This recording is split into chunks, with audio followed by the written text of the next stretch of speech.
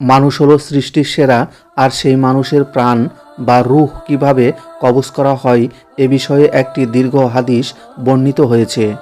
হজরত বারা ইবনে আজেব রাদিয়াল্লাহু তাআলা আনহু থেকে বর্ণিত, তিনি বলেন, নিশ্চয় ঈমানদার ব্যক্তি যখন দুনিয়া থেকে বিদায় নিয়ে পরকালের পথে যাত্রার সময় ঘনিয়ে আসে, তখন উজ্জ্বল শুভ্র চেহারার ফেরেশতারা তার কাছে নেমে আসেন। তাদের চেহারাগুলো যেন এক একটি সূর্য। তাদের সঙ্গে থাকে জান্নাতি কাফন ও জান্নাতি সুগন্ধি। তারা তার কাছে বসে পড়েন। তারপর মৃত্যুর ফেরেশতা এসে তার মাথার পাশে বসে বলেন, হে পবিত্র আত্মা, আল্লাহর ক্ষমা ও সন্তুষ্টির দিকে বেরিয়ে এসো। তারপর পাত্রের মুখ থেকে গড়িয়ে পড়া ফুটার মতো তার আত্মা বেরিয়ে আসে। হজরত আজরাইল আলাইহিসসালাম সেই আত্মাকে বরণ করে নেন। আজরাইল আলাইহিসসালাম হাতে নেওয়া মাত্র চোখের পলকে অন্য ফেরেশতারা সেই আত্মা নিয়ে জান্নাতি কাফনে ও জান্নাতি সুগন্ধিতে রেখে দেন। তার থেকে মেশকের চেয়ে উত্তম সুগন্ধি ছড়িয়ে পড়ে, যা কখনো কখনো জমনীয় অনুভূত হয়। তারা সেই আত্মা নিয়ে উদ্ধারোহণ করতে থাকেন। যখনই কোনো ফেরেশতা তার পাশ দিয়ে অতিক্রম করেন, তখন জিজ্ঞেস করেন, এটা কার পবিত্র আত্মা? তারা তার নাম উল্লেখ করে বলেন, অমুকের ছেলে অমুক। আসমানের দরজা খুলতে আহ্বান করেন। তাদের জন্য আসমানের দরজা খোলা হয়। এভাবে সব আসমানের নৈকট্যশীল ফেরেশতারা পরবর্তী আসমান পর্যন্ত তার অনুসরণ করে বিদায় জানান। তারপর তিনি সপ্তম আকাশে পৌঁছে যান। তখন আল্লাহ তাআলা বলেন, আমার বান্দার আমলনামা ইল্লিনে রেখে দাও এবং তাকে দুনিয়ায় ফিরিয়ে নাও। নিশ্চয় আমি তাদের মাটি থেকে সৃষ্টি করেছি এবং তাতেই ফিরিয়ে দেব এবং তার থেকে দ্বিতীয়বার বের করে আনব। তারপর তার রূহ তার দেহে ফিরিয়ে আনা হয়। এরপর তার কাছে দুজন ফেরেশতা আসেন। তারা তাকে বসান। তারা তাকে জিজ্ঞেস করেন, তোমার রব কে? তিনি বলেন, আমার রব আল্লাহ। তারা জিজ্ঞেস করেন, তোমার ধর্ম কি? তিনি বলেন, আমার ধর্ম ইসলাম। তারা বলেন, তোমাদের কাছে পাঠানো এই লোকটি কে? তিনি বলেন, তিনি আল্লাহর রাসূল মুহাম্মদ সাল্লাল্লাহু আলাইহি ওয়াসাল্লাম। তারা বলেন, তোমার জ্ঞানের উৎস কি?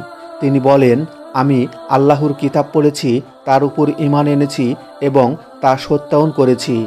তখন আসমানে এক ঘোষক ঘোষণা দেন, আমার বান্দা সত্য বলেছে, তার জন্য জান্নাতের বিছানা বিছিয়ে দাও, তাকে জান্নাতের পোশাক পরিয়ে দাও, জান্নাতের দিকে তার জন্য একটি দরজা খুলে দাও।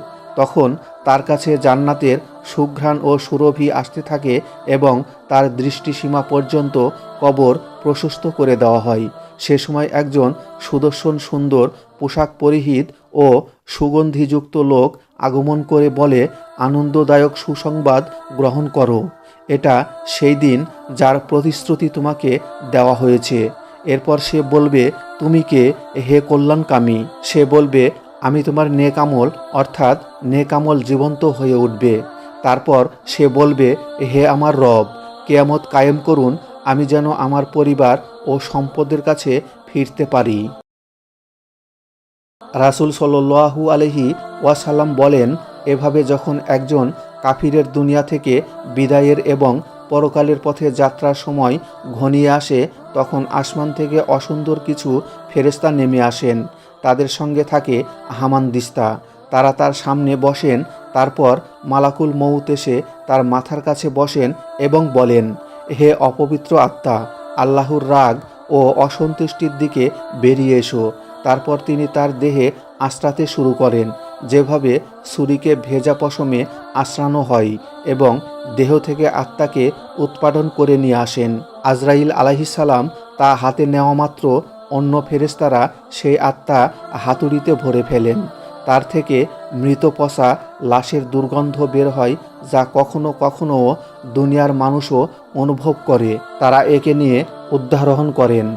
তারা যখনই ফেরেশতাদের কোনো দলের পাশ দিয়ে অতিক্রম করেন, ফেরেশতারা জিজ্ঞেস করেন, এই নাপাক আত্মা কার? তখন তারা দুনিয়ায় তার কুৎসিত নাম উল্লেখ করে বলেন, অমুকের ছেলে অমুক। এভাবে তারা প্রথম আসমানে পৌঁছেন।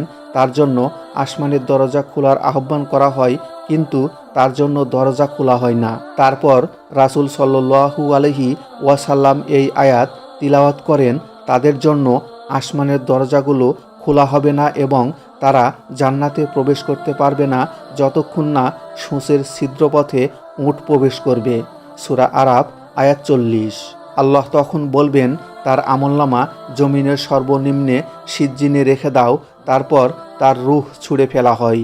এরপর রাসূল সাল্লাল্লাহু আলাইহি ওয়াসাল্লাম কোরআনের আয়াত পাঠ করেন, যার অর্থ হলো, যে ব্যক্তি আল্লাহর সঙ্গে শরিক করল সে যেন আকাশ থেকে ছিটকে পড়ল, অতপর মৃতভোজী পাখি তাকে ছোঁ মেরে নিয়ে গেল, অথবা বাতাস তাকে উড়িয়ে নিয়ে কোনো দূরবর্তী স্থানে নিক্ষেপ করল।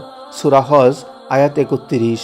তারপর তার রূহ দেহে ফিরিয়ে দেওয়া হয়। তার কাছে দুজন ফেরেশতা আসেন, তারা তাকে বসান। তারা তাকে জিজ্ঞেস করেন, তোমার রব কে? সে বলে, হায় আফসুস, আমি জানি না। তারা জিজ্ঞেস করেন, তোমার ধর্ম কি? সে বলে, হায় আফসুস, আমি জানি না। তারা বলেন, তোমার কাছে পাঠানো এই লোকটি কে? সে বলে, হায় আফসুস, আমি জানি না। তখন আসমান থেকে একজন ঘোষক বলেন, সে মিথ্যা বলেছে, তার জন্য জাহান্নামের বিছানা বিছিয়ে দাও, জাহান্নামের দিকে তার জন্য একটি দরজা খুলে দাও, ফলে তার কাছে জাহান্নামের উত্তাপ ও লু হাওয়া আসতে থাকে। তার কবর এতটা সংকীর্ণ করে দেওয়া হয় যে তার এক পাঁজরের হাড়গুলো অন্য পাঁজরে ঢুকে যায়। তার কাছে একজন কুৎসিত চেহারা, দূষিত পোশাক ও দুর্গন্ধযুক্ত এক লোক এসে বলে, দুঃসংবাদ গ্রহণ করো, তোমাকে এই দিনের প্রতিশ্রুতি দেওয়া হয়েছিল। সে বলবে, তুমি কে অকল্যাণ নিয়ে এসেছ? লোকটি বলবে, আমি তোমার বদামল। তারপর সে বলবে, হে আমার রব, কিয়ামত যেন সংগঠিত না হয়। মুসনাদে আহমদ ১৮,৫৫৭